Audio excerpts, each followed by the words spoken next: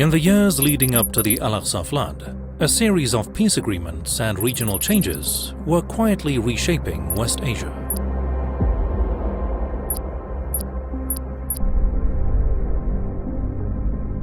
Governments that once fought wars against the Zionist regime began to move towards normalizing relations.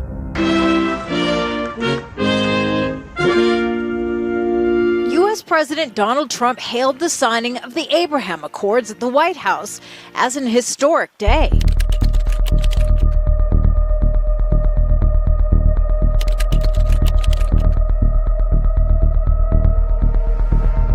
But why? What made countries, some of whom had deep scars from past conflicts, suddenly change course? At the center of it all was a grand project, an ambitious plan to reframe the Zionist regime's position in the region. This wasn't just about peace on paper. It was about transforming the Zionist regime into a political, security, and economic hub. But behind this plan was something much deeper. A strategic vision backed by the United States and its allies. The miracle of energy in the land of the Bible. To make this happen, the Zionist regime had to redefine its role. It can also summon economic resources and political support. I think it's for a potential peace deal. Politically, it tried to position itself as a key player in West Asia and brand itself as an island of stability. I announced that the United States will work with our partners to invest in economic corridors. In practice, it means we're focusing on regional infrastructure projects that deliver results across multiple countries and in multiple sectors. Economically, mega projects were proposed, like an ambitious economic corridor that would place the Zionist regime at the heart of Asia's trade with Europe. We'll build a new corridor of peace and prosperity that connects Asia through the UAE, Saudi Arabia, Jordan, Israel to Europe. And the creation of a tech hub modeled after Silicon Valley and the Negev Desert, in the heart of the occupied territories, to introduce the regime as a center of innovation and business. Amazon is planning to invest $7.2 billion through the year 2037 in Israel.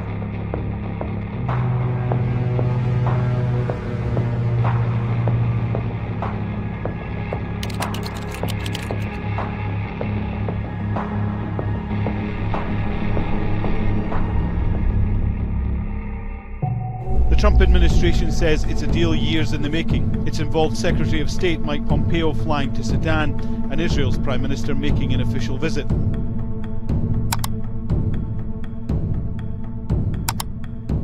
At the heart of this grand design was the normalization of relations, with the Abraham Accords acting as a diplomatic breakthrough. The promise?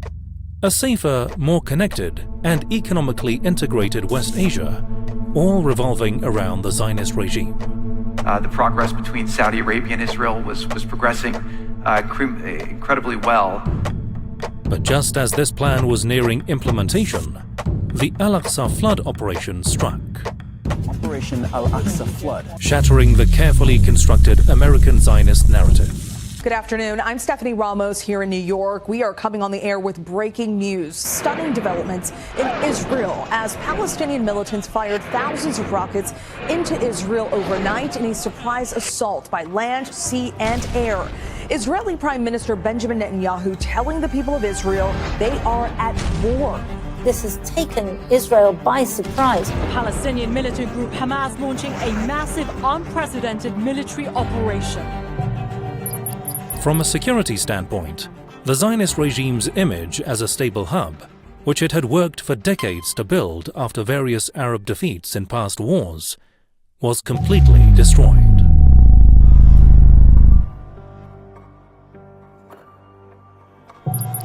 The Al-Aqsa flood operation exposed the flaws in the Zionist regime's military calculations, despite being based on some of the world's most advanced tools, including artificial intelligence. But the impact didn't stop there. Economically, ambitious projects like the proposed corridor were thrown into uncertainty, with investors and governments becoming hesitant. Politically, the regime's brutal response and acts of genocide in Gaza further strained relations with Arab governments who had promised their citizens the realization of a Palestinian state.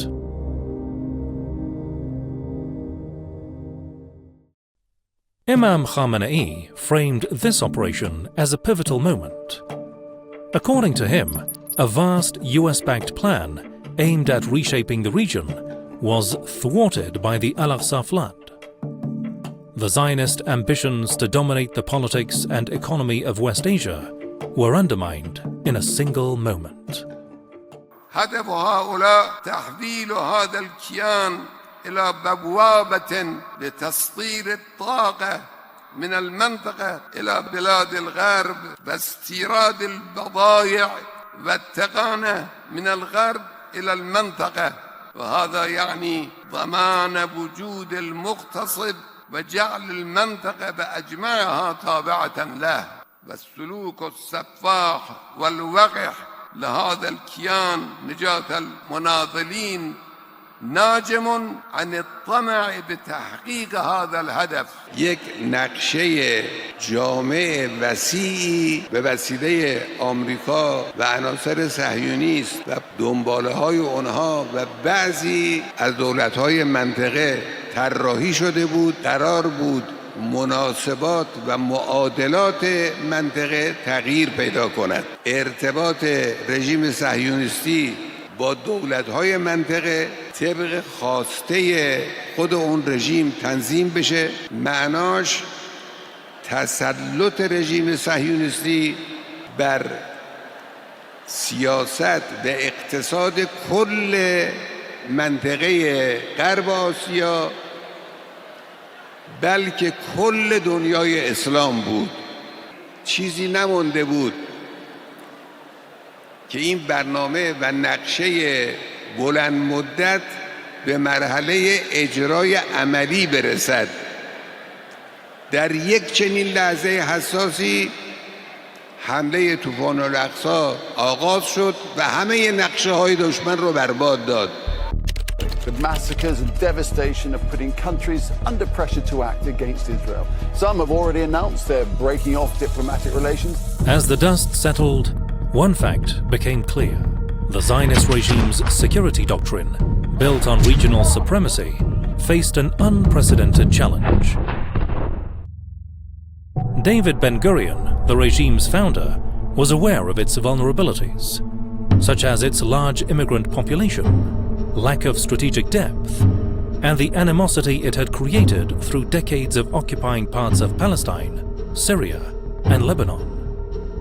To address these weaknesses, Ben-Gurion developed a security doctrine based on three core principles: deterrence, early warning, and decisive offensive capability. The regime then showcased this deterrence during its wars with Arab nations. But in the Al-Aqsa flood and its aftermath, it wasn't powerful governments, but rather Hamas and Hezbollah that dealt a fatal blow to a force that once seemed invincible.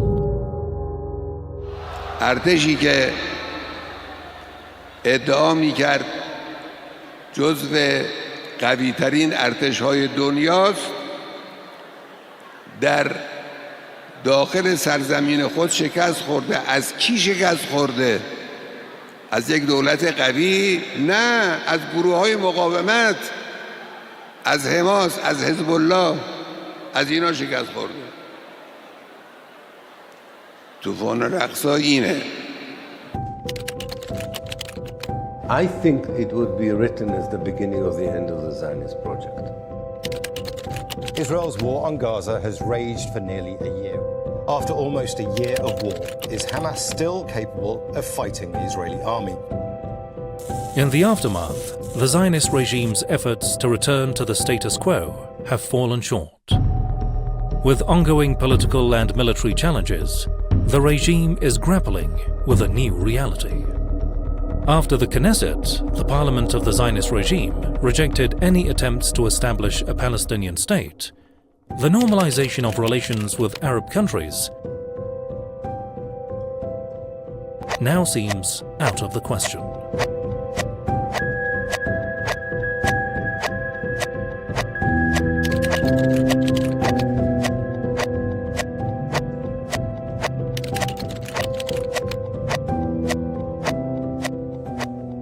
لا ريب في أن أحلام الصهاينة والأمريكيين هذه إنما هي محض أوهام مستحيلة.